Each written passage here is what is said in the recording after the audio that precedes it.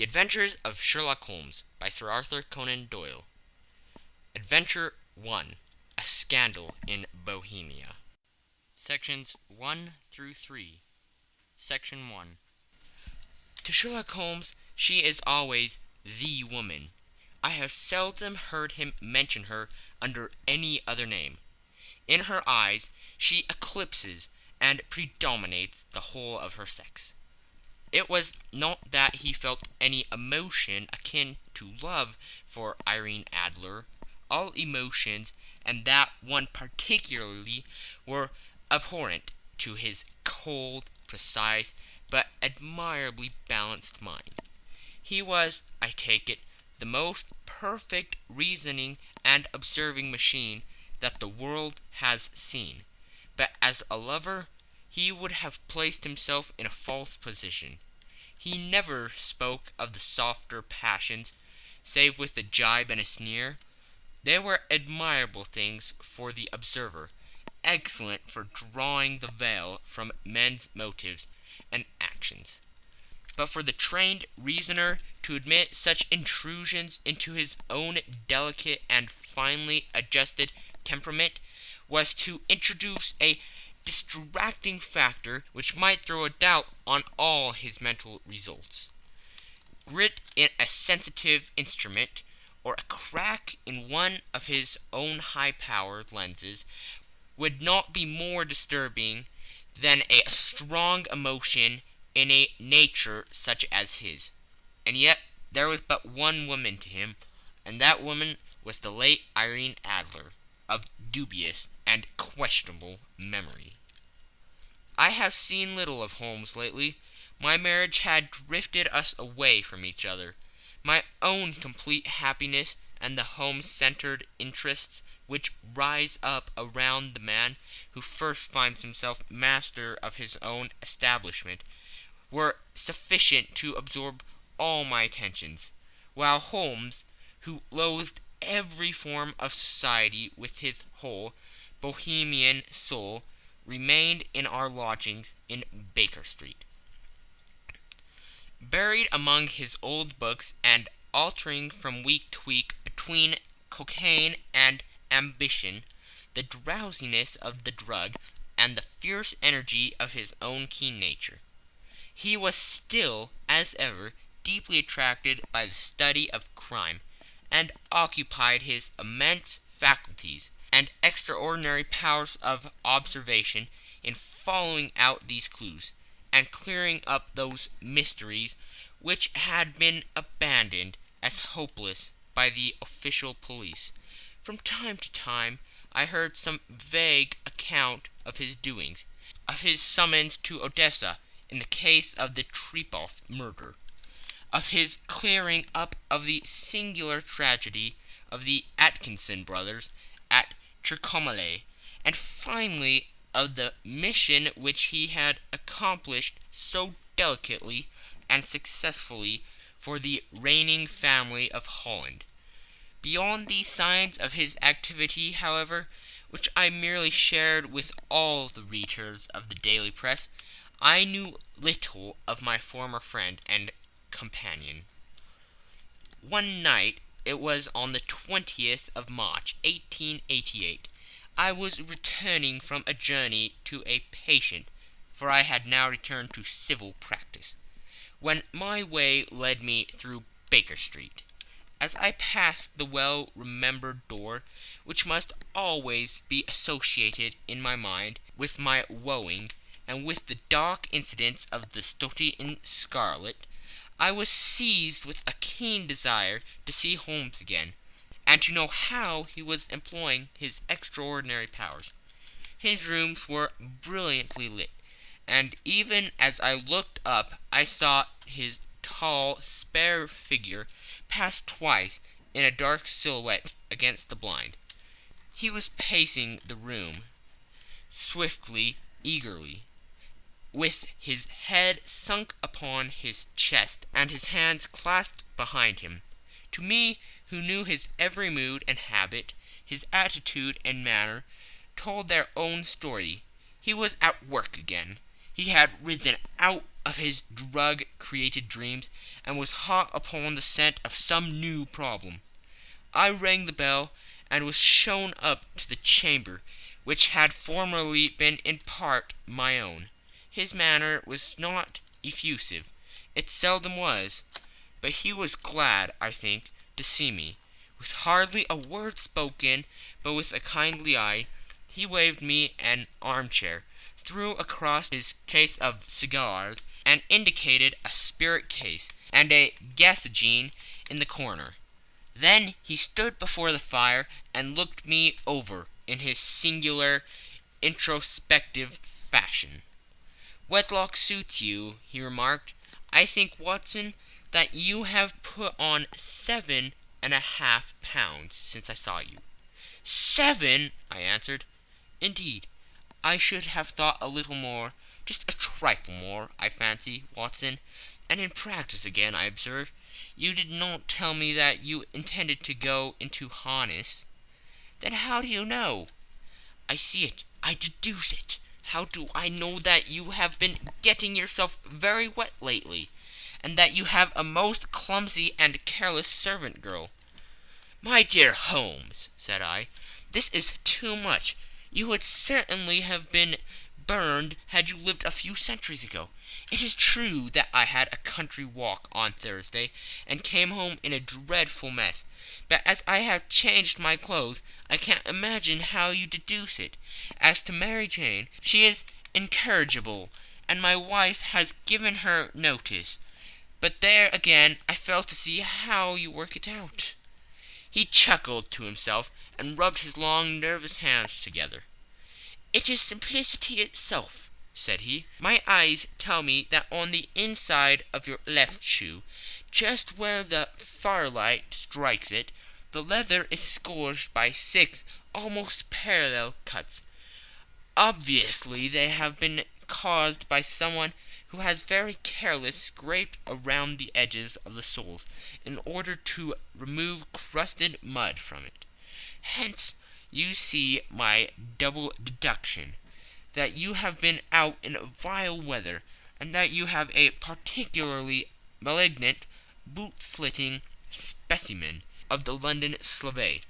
As to your practice, if a gentleman walks into my room smelling of iodine, with a black mark of nitrate of silver upon his right forefinger, and a budge on the right side of his top hat, to show where he has secreted his stethoscope, I must be dull indeed if I did not pronounce him to be an active member of the medical profession."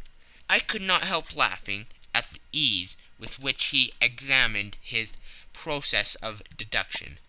"When I hear you give your reasons," I remarked, "the thing always appears to me to be so ridiculously simple that I could easily do it myself, though at each successive instance of your reasoning I am baffled until you explain your process.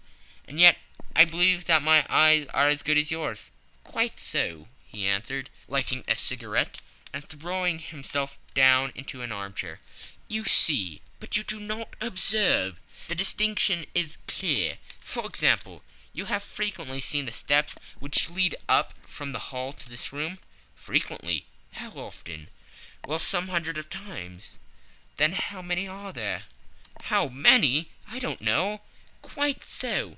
You have not observed, and yet you have seen. That is just my point. Now I know that there are 17 steps, because I have both seen and observed. By the way, since you are interested in these little problems, and since you have been good enough to chronicle one or two of my trifling experiences, you may be interested in this." He threw over a sheet of thick, pink-tinted notepaper, which had been lying upon the table. "It came by the last post," said he. "Read it aloud." The note was undated, and without either signature or address. "There will call upon you tonight, at 7:45, it said, "a gentleman who desires to consult you upon a matter of the very deepest moment. your recent services to one of the royal houses of Europe have shown that you are one who may safely be trusted with matters which are of an importance which can hardly be exaggerated. This account of you will have from all quarters received, but in your chamber then at that hour, and do not take it amiss if your visitor wears a mask." "This is indeed a mystery," I remarked. "What do you imagine that it means?" "I have no data yet. It is a capital mistake to theorize before one has data. Insensibly one begins to twist facts to suit theories, instead of theories to suit facts. But the note itself, what do you deduce from it?" "I certainly examined the writing, and the paper upon which it was written." "The man who wrote it was presumably well-to-do," I remarked, endeavoring to imitate my companion's process. "Such paper could not be bought under half a crown a packet. It is peculiarly strong and stiff."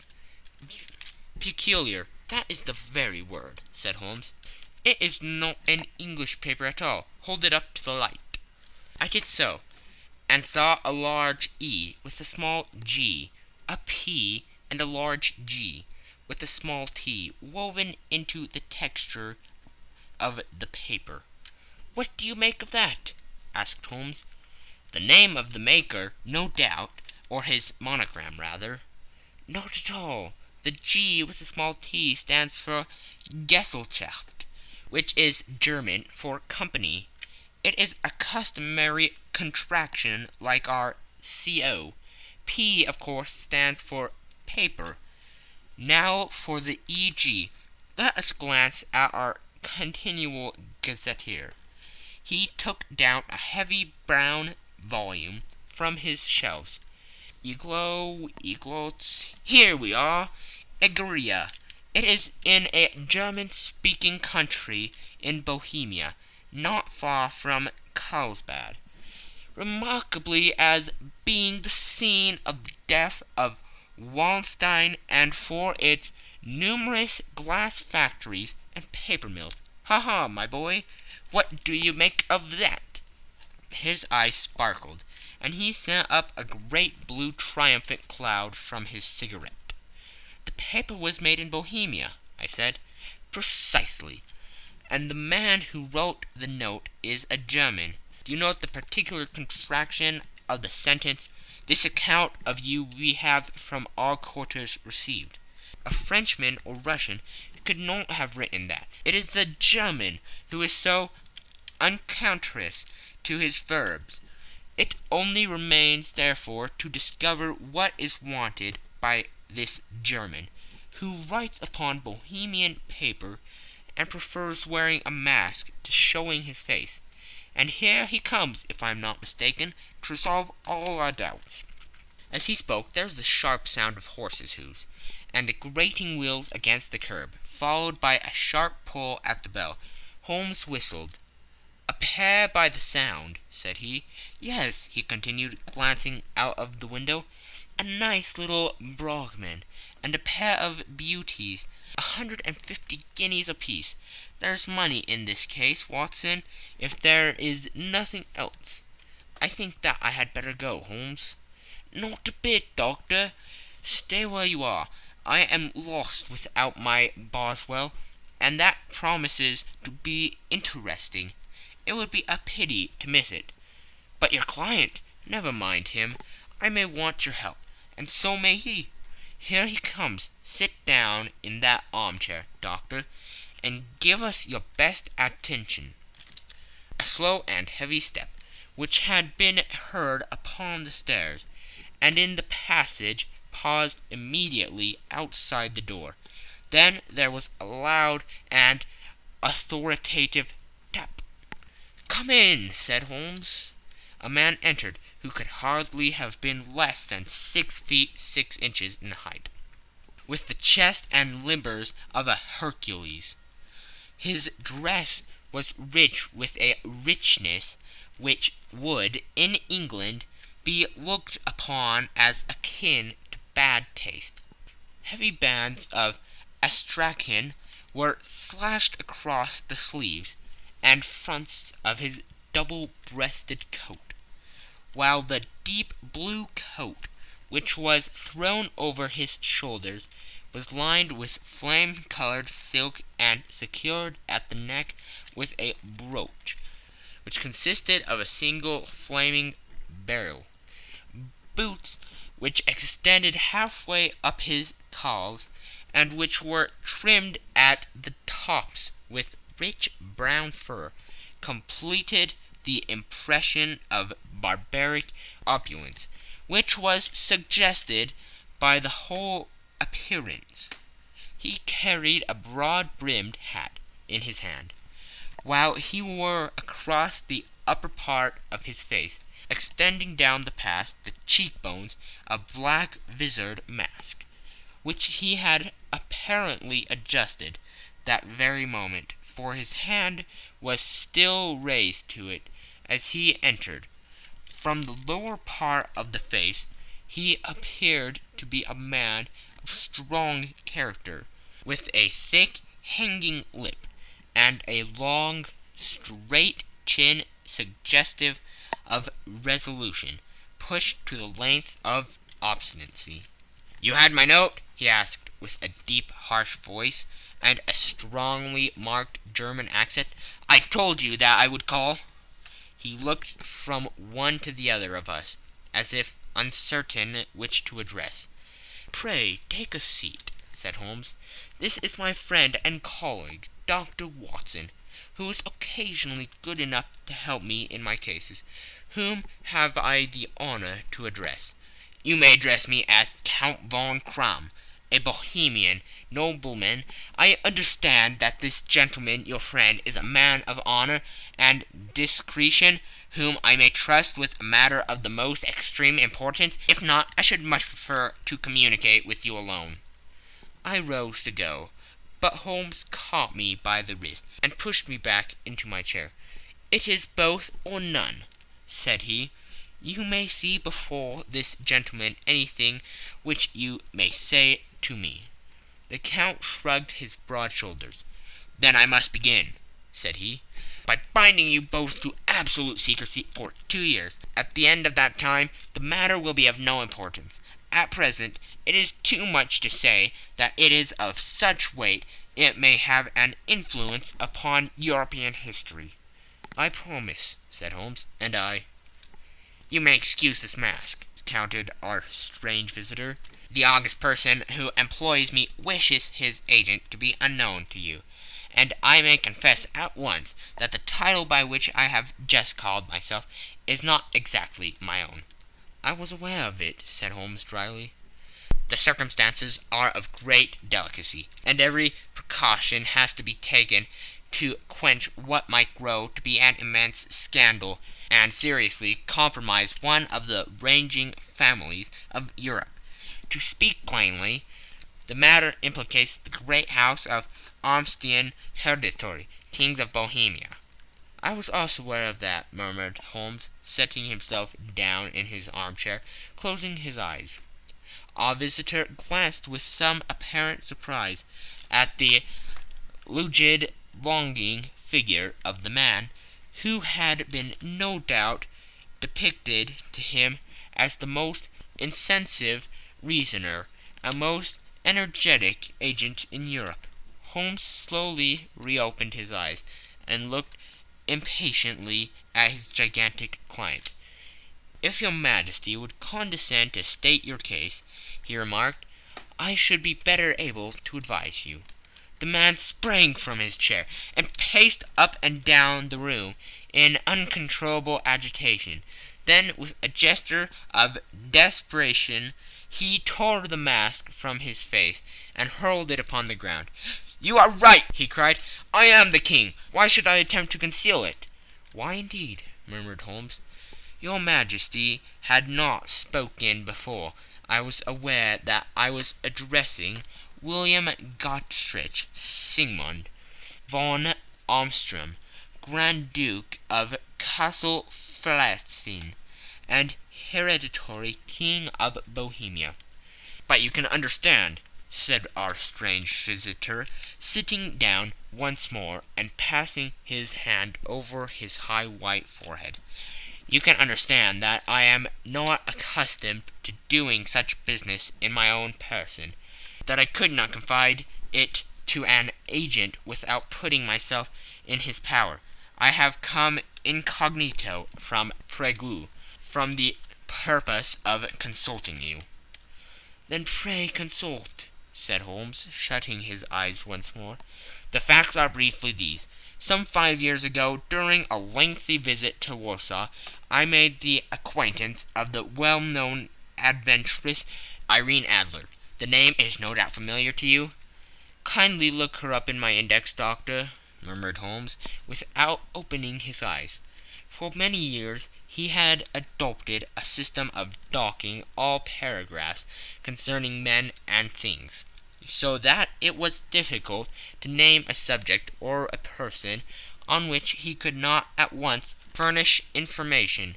In this case I found her biography sandwiched in between that of Hebrew rabbi and that of staff commander, who had written a monograph upon the deep-sea fishes.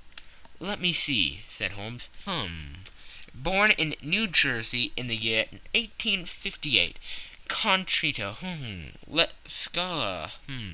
Prima donna Imperial Opera of Warsaw. Yes! Retired from the operatic stage. Ha! Living in London. Quite so, Your Majesty. As I understand, become entangled with this young person, wrote her some comprising letters, and is now desirous of getting these letters back." "Precisely so. But how?" "Was there a secret marriage?" "None." "No legal papers or certificates?" "None." "Then I fail to follow, Your Majesty. If this young person should produce her letters from blackmailing or other purposes, how is she to prove their authenticity?" "There is writing." "Pooh! Forgery." "My private note-paper." "Stolen." "My own seal." "Imitated." "My photograph." "Bought." "We were both in the photograph." "Oh dear, that is very bad. Your Majesty has indeed committed an indiscretion." "I was mad, insane." "You have compromised yourself seriously." "I was only Crown Prince then. I was young. I am but 30 now." "It must be recovered." "We have tried and failed." "Your Majesty must pay. It must be bought." "She will not sell." "Stolen, then." 5 attempts have been made. Twice burglars in my pay ransacked her house. Once we diverted her luggage when she travelled. Twice she had been waylaid. There has been no result. "No sign of it?" "Absolutely none." Holmes laughed. "It is quite a pretty little problem," said he. "But a very serious one to me," returned the King, reproachfully. "Very indeed. What does she propose to do with the photograph?" "To ruin me." "But how?" "I'm about to be married." "So I have heard." "To Claudia Lorman von Saxe-Montenegrin, second daughter of the King of Scandinavia. You may know the strict principles of her family. She is herself the very soul of delicacy. A shadow of a doubt as to my conduct would bring the matter to an end." "And Irene Adler?" "Threatens to send him a photograph. And she will do it. I know that she will do it. You do not know her, but she has a soul of steel. She has the face of the most beautiful of women, and the mind of the most resolute of men. Rather than I should marry another woman, there are no lengths to which she would not go. None." "You are sure that she has not sent it yet?" "I am sure." "And why?" "Because she has said that she would send it on the day when the betrothal was publicly proclaimed. That would be next Monday." "Oh, then we have 3 days yet," said Holmes with a yawn. "That is very fortunate, as I have 1 or 2 matters of importance to look into just at present. Your Majesty will, of course, stay in London for the present?" "Certainly. You will find me at the Logram under the name of the Count von Kram. Then I shall drop you a line to let you know how we progress. Pray do so. I shall be all anxiety. Then as to money, you have carte blanche. Absolutely. I tell you that I would give one of the provinces of my kingdom to have that photograph. And for the present expenses, the king took a heavy chamois leather bag from under his cloak and laid it on the table. There are 300 pounds in gold and 700 in notes, he said. Holmes scribbled a receipt upon a sheet of his notebook and handed it to him. And mademoiselle's address, he asked.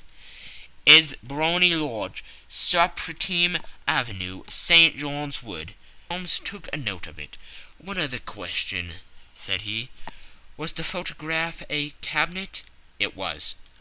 Then good night, your majesty, and I trust that we shall soon have some good news for you. And good night, Watson, he added, as the wheels of the Royal Brougham rolled down the street. If you will be good enough to call tomorrow afternoon at 3 o'clock, I should like to chat this little matter over with you. End of Section 1. Section 2. At 3 o'clock precisely, I was at Baker Street, but Holmes had not yet returned. The landlady informed me that he had left the house shortly after 8 o'clock in the morning. I sat down beside the fire, however, with the intention of awaiting him. However long he might be, I was already deeply interested in his inquiry, for though it was surrounded by none of the grim and strange features which were associated with the two crimes which I have already recorded, still the nature of the case and the exalted station of his client gave it a character of its own.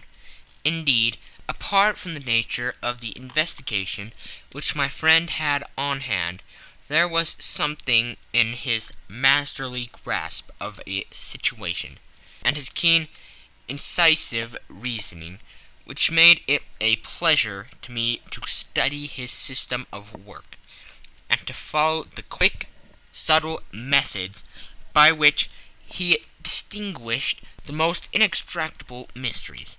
So accustomed was I to his invariable success that the very possibility of his failing had ceased to enter into my head. It was close upon 4 before the door opened, and a drunken-looking groom, ill-kept and side-whiskered, with an inflamed face and disreputable clothes, walked into the room. Accustomed as I was to my friend's amazing powers in the use of disguises, I had to look 3 times before I was certain that it was indeed he. With a nod he vanished into the bedroom, whence he emerged in 5 minutes, too suited and respectable as of old. Putting his hands into his pockets, he stretched out his legs in front of the fire and laughing heartily for some minutes. Well, really, he cried, and then he choked and laughed again, until he was obliged to lie back, limp and helpless, in the chair. What is it? It's quite too funny. I am sure you could never guess how I employed my morning, or what I ended by doing. I can't imagine. I suppose that you have been watching the habits and perhaps the house of Miss Irene Adler? Quite so, but the sequel was rather unusual. I will tell you, however. I left the house a little after 8 o'clock this morning, in the character of a groom, out of work. There is a wonderful sympathy and freemasonry among horsemen, but one of them, and you will know all that there is to know, I soon found Brotny Lodge. It is a Bazille villa, with a garden at the back, but built on it right up to the road, 2 stories, chub lock to the door, large sitting room on the right side, well furnished with long windows almost to the floor, and those prosperous English window fasteners which a child could open. Behind there was nothing remarkable, save the passage window could be reached from the top of the coach-hill.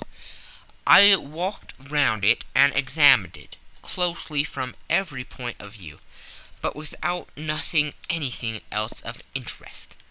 I then lodged down the street, and found, as I expected, that there was a news in a lane which runs down by one wall of the garden. I went the ostlers a hand in rubbing down their houses, and received in exchange 2 pence, a glass of half and half, 2 fills of shag tobacco, and as much information as I could desire about Miss Adler, to say nothing of half a dozen other people in the neighborhood, in whom I was not in the least interested, but whose biographies I was compelled to listen to. "And what of Irene Adler?" I asked. "Oh, she has turned all the men's heads down in that part. She is the daintiest thing under a bonnet on the planet. So say the Serpentine news to a man. She lives quietly, sings at concerts, drives out at 5 every day, and returns at 7 sharp for dinner. Seldom goes out at other times, except when she sings. Has only 1 male visitor, but a good deal of him. He is dark, handsome, and dashing. Never calls less than once a day, and often twice. He is Mr. Godfrey Norton of the Inner Temple. See the advantages of a cabman as a confidant. They have driven him home a dozen of times from Serpentine Mews, and knew all about him. When I had listened to all they had to tell, I began to walk up and down near Briony Lodge once more, and to think over my plan of campaign. This Godfrey Norton was evidently an important factor in the matter. He was a lawyer. That sounded ominous. What was the relation between them, and what the object of his repeated visits? Was she his client, his friend, or his mistress? If the former, she had probably transferred the photograph to his keeping. If the latter, it was less likely on the issue of this question deepened whether I should continue my work at Briony Lodge, or turn my attention to the gentlemen's chambers in the Temple. It was a delicate point, and it wanted the field of my inquiry. I fear that I bore you with these details, but I have to let you see my little difficulties, if you are to understand the situation. "I am following you closely," I answered. I was still balancing the matter in my mind, when a hansom cab drove up to Briony Lodge, and a gentleman sprang out. He was a remarkably handsome man, dark, aquiline, and mustached, evidently the man of whom I have heard. He appeared to be in a great hurry, shouted to the cabman to wait, and brushed past the maid, who opened the door with the air of a man who was thoroughly at home. He was in the house about half an hour, and I could catch glimpses of him in the windows of the sitting-room, pacing up and down, talking excitedly, and waving his arms. Of her I could see nothing. Presently he emerged, looking even more flurried than before. As he stepped up into the cab, he pulled a gold watch from his pocket, and looked at it earnestly. "Drive like the devil," he shouted. "First to Gross and Humphrey's in Readit Street, and then to the Church of St. Monica in Edgware Road. Half a guinea if you do it in 20 minutes." Away they went, and I was just wondering whether I should not do well to follow them, when up the lane came a neat little landau, the coachman with his coat only half buttoned, and his tie under his ear, while all the tags of his harness were sticking out of the buckles. It hadn't pulled up before she shot out of the hall door and into it. I only caught a glimpse of her at the moment, but she was a lovely woman, with a face that a man might die for. "The Church of St. Monica, John," she cried, "and half a sovereign if you reach it in 20 minutes. This was quite too good to lose, Watson. I was just balancing whether I should run for it, or whether I should perch behind her landau, when a cab came through the street. The driver looked twice at such a shabby fare, but I jumped in before he could object. "The Church of St. Monica," said I, "and half a sovereign if you reach it in 20 minutes. It was 25 minutes to 12, and of course it was clear enough what was in the wind. My cabby drove fast. I don't think I ever drove faster, but the others were there before us, the cab and the landau, with their steaming horses, were in front of the door. When I arrived, I paid the man and hurried into the church. There was not a soul there, save the two whom I had followed, and a surpliced clergyman, who seemed to be expostulating with them. They were all three standing in a knot in front of the altar. I longed up the side aisle like any other idler who has dropped into a church. Suddenly, to my surprise, the three at the altar faced round to me, and Godfrey Norton came running as hard as he could toward me. "Hank," he cried, "you'll do. Come. "What then?" I asked. "Come, man, come, only 3 minutes, or it won't be legal." I was half dragged up to the altar, and before I knew where I was, I found myself mumbling responses which were whispered in my ear, and vouching for things of which I knew nothing, and generally assisting in the secure tying up of Irene Adler, spinster, to Godfrey Norton, bachelor. It was all done in an instant, and there was the gentleman thanking me on the one side and the lady on the other, while the clergyman beamed on me in front.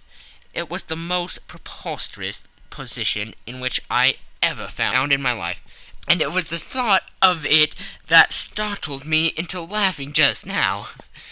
It seems that there had been some informality about their license, that the clergyman absolutely refused to marry them without a witness of some sort, and that my lucky appearance saved the bridegroom from having to sally out into the street in search of a best man. The bride gave me a sovereign, and I mean to wear it on my watch chain in memory of the occasion. "That is a very unexpected turn of affairs," said I. "And what then?" "Well, I found my plans very seriously menaced. It looked as if the pair might take an immediate departure, and so necessity very prompt and energetic measures on my part. At the church door, however, they separated, he driving back to the temple, and she to her own house. "I shall drive out into the park at 5 as usual," she said, as she left him. I heard no more. They drove away in different directions, and I went off to make my own arrangements. "Which are?" "Some cold beef and a glass of beer," he answered, ringing the bell. "I have been too busy to think of food, and I am likely to be bustier still this evening. By the way, Doctor, I shall want your cooperation." "I shall be delighted." "You don't mind breaking the law?" Not in the least. No running a chance of arrest? Not in a good cause? Oh, the case is excellent. Then I am your man. I was sure that I might rely on you. But what do you wish? When Miss Turner has brought in the tray, I will make it clear to you now, he said, as he turned hungrily on the simple fare that our landlady had provided. I must discuss it while I eat, for I have not much time. It is nearly 5 now.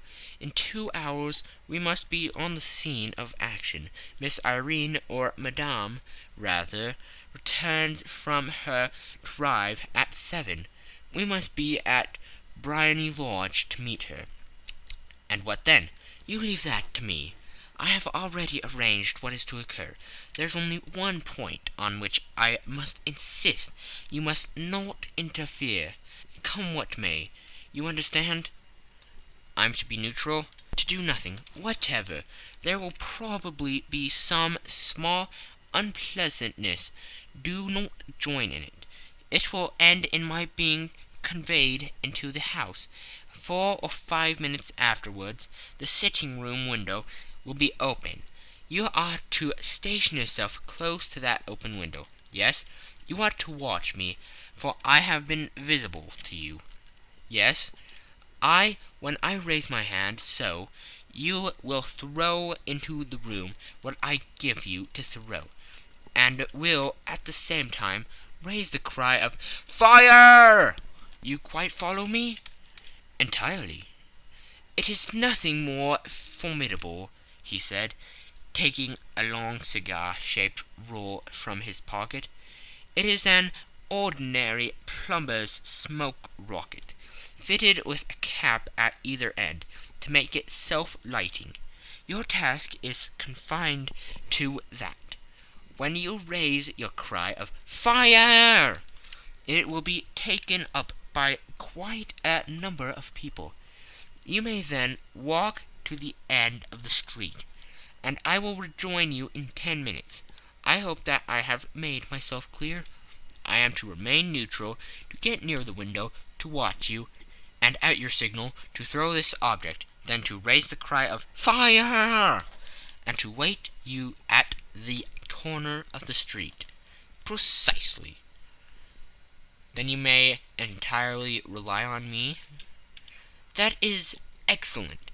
I think, perhaps, it is almost time that I prepare for the new role I have to play. He disappeared into his bedroom, and returned in a few minutes, in the character of an amiable and simple-minded nonconformist clergyman. His broad black hat, his baggy trousers, his white tie, his sympathetic smile, and general look of peering and benevolent curiosity were such as Mr. John Hare alone could have equalled. It is not merely that Holmes changed his costume. His expression, his manner, his very soul seemed to vary every fresh part that he assumed. The stage lost a fine actor, even as science lost an acute reasoner when he became a specialist in crime. It was 6:15 when we left Baker Street, and it still wanted 10 minutes to the hour, when we found ourselves in Serpentine Avenue. It was already dusk, and the lamps were just being lighted as we paced up and down in front of Briony Lodge, waiting for the coming of its occupant. The house was just such as I had pictured it from Sherlock Holmes's succinct description, but the locale appeared to be less private than I expected. On the contrary, for a small street in a quiet neighborhood, it was remarkably animated. There was a group of shabbily dressed men smoking and laughing in a corner. A scissors grinder with his wheel, 2 guardsmen who were flirting with a nurse girl, and several well-dressed young men who were laughing up and down with cigars in their mouths. "You see," remarked Holmes, as we passed to and fro in front of the house, "this marriage rather simplifies matters. The photograph becomes a double-edged weapon now. The chances are that she would be as averse to its being seen by Mr. Godfrey Norton as our client is to coming to the eyes of his princess. Now the question is, where are we to find the photograph?" "Where indeed? It is most unlikely that she carries it about with her. It is cabinet-size, too large for easy concealment about a woman's dress. She knows that the king is capable of having her waylaid and searched. 2 attempts of the sort have already been made. We may take it, then, that she does not carry it about with her." "Where, then?" "Her banker or her lawyer. There is that double possibility, but I am inclined to think neither. Women are naturally secretive, and they like to do their own secreting. Why should she have it over to anyone else?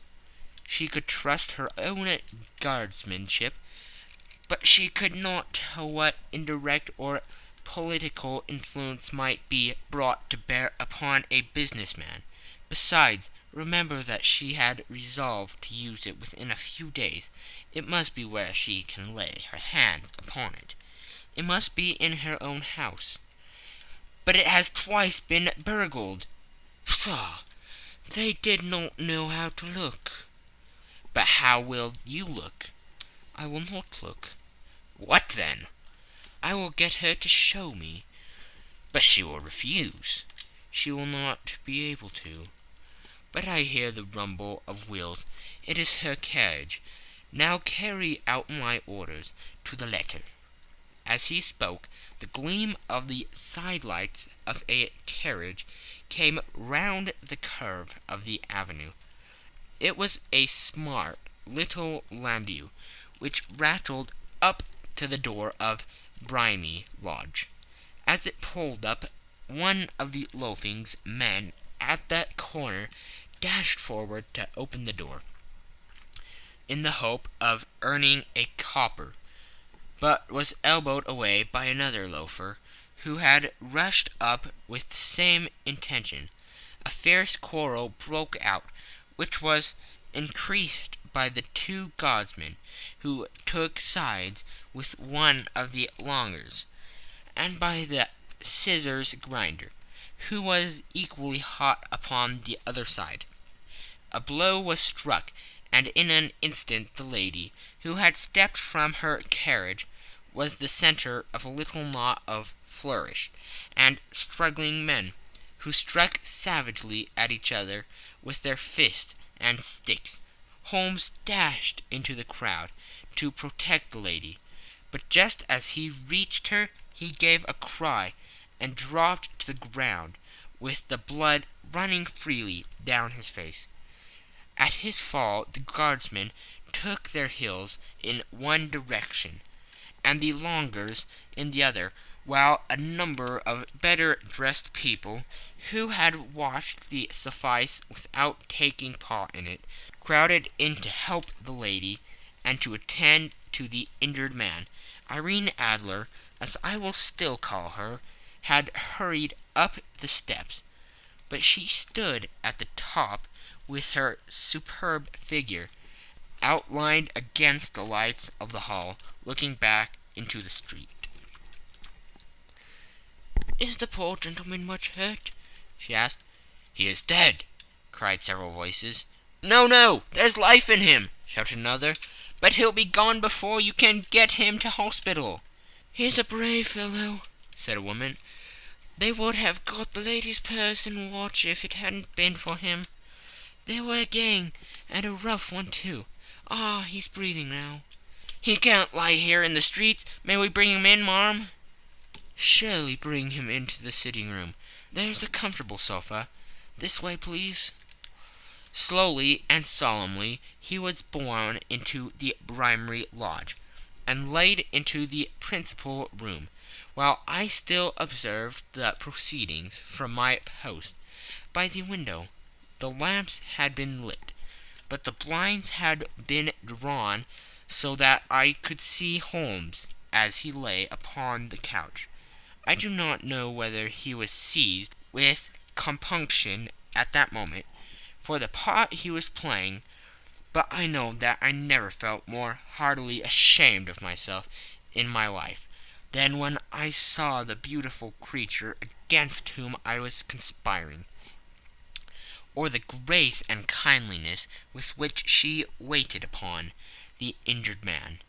And yet it would be the blackest treachery to Holmes to draw back now from the part which he had entrusted to me. I hardened my heart, and took the smoke rocket from under my ulster. After all, I thought, we are not injuring her. We are but preventing her from injuring another. Holmes had sat up upon the couch, and I saw him mention like a man who's in need of air. A maid rushed across the thrash, opened the window. At the same instant I saw him raise his hand, and at the signal I tossed my rocket into the room, with a cry of "Fire!" The word was no sooner out of my mouth than the whole crowd of spectators, well dressed and ill, gentlemen, ulsters, and servant-maids, joined in the general shriek of "Fire!" Thick clouds of smoke curled through the room, and out those open windows.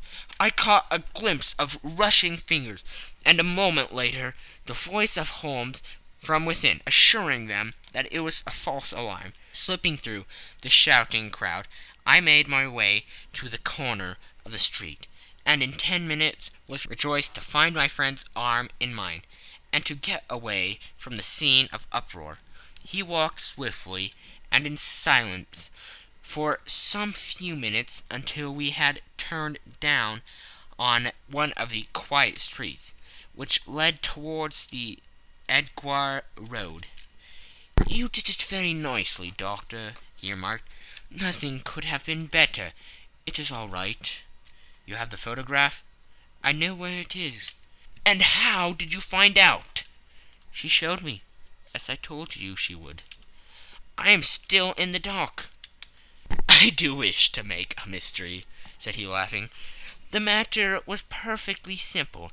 You are, of course, saw that everyone in the street was an accomplice. They were all engaged for the evening." "I guessed as much." "Then, when the row broke out, I had a little moist red paint in the palm of my hand. I rushed forward, fell down, clapped my hand to my face, and became a piteous spectacle.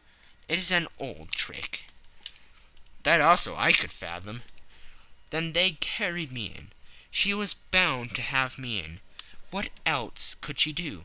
And into her sitting-room, which was the very room which I suspected. It lay between that and her bedroom, and I was determined to see which. They laid me on a couch. I motioned for air. They were compelled to open the window, and you had your chance." "How did that help you?" "It was all important. When a woman thinks that her house is on fire, her instinct is at once to rush to the thing which she values most. It is a perfectly overpowering impulse, and I have more than once taken advantage of it. In the case of the Darlington substitution scandal, it was of use to me, and also in the Arnsworth Castle business.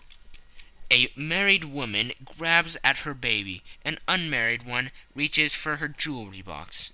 Now it was clear to me that Our Lady of today had nothing in the house more precious to her than what we are in quest of. She would rush to secure it. The alarm of the fire was admirably done. The smoke and shouting were enough to shake nerves of steel. She responded beautifully. The photograph is in a recuse behind a sliding panel, just above the right bell pull. She was there in an instant, and I caught a glimpse of it as she half drew it out. When I cried out that it was a false alarm, She replaced it, glancing at the rocket, rushed from the room, and I have not seen her since. I rose, and making my excuses, escaped from the house. I hesitated whether to attempt to secure the photograph at once, but the coachman had come in, and as he was watching me narrowly, it seemed safer to wait. A little over precipitance may ruin all. "And now?" I asked. "Our quest is practically finished. I shall call with the king tomorrow, and with you, if you care to come with us. We will be showed into the sitting-room to wait for the lady. But it is probable that when she comes she may find neither us nor the photograph. It might be a satisfaction to his Majesty to regain it with his own hands." "And when will you call?" "At 8 in the morning. She will not be up, so that we shall have a clear field. Besides, we must be prompt, for this marriage may mean a complete change in her life and habits. I must wire to the king without delay." We had reached Baker Street, and had stopped at the door. He was searching his pockets for the key, when someone passing said, "Good night, Mr. Sherlock Holmes." There were several people on the pavement at the time, but the greeting appeared to come from a slim youth in an ulster who had hurried by. "I've heard that voice before," said Holmes, starting down the dimly lit street. "Now I wonder who the deuce that could have been." End of Section 2. Section 3. I slept at Baker Street that night, and we were engaged upon our toast and coffee in the morning, when the King of Bohemia rushed into the room. "You have really got it?" he cried, grasping Sherlock Holmes by either shoulder, or looking eagerly into his face. "Not yet." "But you have hopes?" "I have hopes." "Then come. I am all impatience to be gone." "We must have a cab." "No, my brougham is waiting." "Then that will simplify matters." We descended, and started off at once more for Bombay Lodge. "Irene Adler is married," remarked Holmes. "Married? When?" "Yesterday." "But to whom?" "To an English lawyer named Norton." "But she could not love him." "I am in hopes that she does." "And why in hopes?" "Because it would spare your Majesty all fear of future annoyance. If the lady loves her husband, she does not love your Majesty. If she does not love your Majesty, then there is no reason why she should interfere with your Majesty's plan." "It is true, and yet, well, I wish she had been of my own station. What a queen she would have made." He relapsed into a mood silence, which was not broken until we drew up in Serpentine Avenue. The door of Brimary Lodge was open, and an elderly woman stood up the steps. She watched us with a sardonic eye as we stepped from the brougham. "Mr. Sherlock Holmes, I believe," said she. "I am Mr. Holmes," answered my companion, looking at her with a questioning and rather startled gaze. "Indeed, my mistress told me that you were likely to call. She left this morning with her husband by the 5:15 train from Charing Cross for the Continent." "What?" Sherlock Holmes staggered back with the chagrin and surprise. "Do you mean that she has left England?" "Never to return." "And the papers?" asked the King hoarsely. "All is lost." "We shall see." He pushed past the servant and rushed into the drawing-room, followed by the King and myself. The furniture was scattered about in every direction, with the dismantled shelves and open drawers, as if the lady had hurriedly ransacked them before her flight. Holmes rushed at the bell-pull, tore back a small sliding shutter, and plunging in his hand, pulled out a photograph and a letter. The photograph was of Irene Adler herself, in evening dress. The letter was superseded to Sherlock Holmes, Esq., to be left till called for. My friend tore it open, and we all three read it together. It was dated midnight of the preceding night, and ran in this way. My dear Mr. Sherlock Holmes, you really did it well. You took me in completely. Until after the alarm of fire I had not a suspicion. But then, when I found how I had betrayed myself, I began to think. I had been warned against you months ago. I had been told that if the king employed an agent, it would certainly be you, and your address had been given me. Yet, with all this, you made me reveal what you wanted to know. Even after I became suspicious, I found it to think evil of such a dear, kind old clergyman. But you know I have been trained as an actress myself. Male costume is nothing new to me. I often take advantage of the freedom which it gives. I sent John the coachman to watch you, ran upstairs, got into my walking clothes, as I call them, and came down just as you departed. Well, I followed you to your door, and so made sure that I was really an object of interest to the celebrated Mr. Sherlock Holmes. Then I rather imprudently wished you good night, and started for the Temple to see my husband. We thought the best resource was flight, when we pursued by so formidable an antagonist. So you will find the nest empty when you call tomorrow. As to the photograph, your client may rest in peace. I love and am loved by a better man than he. The king may do what he will without hindrance from one who he has cruelly wronged.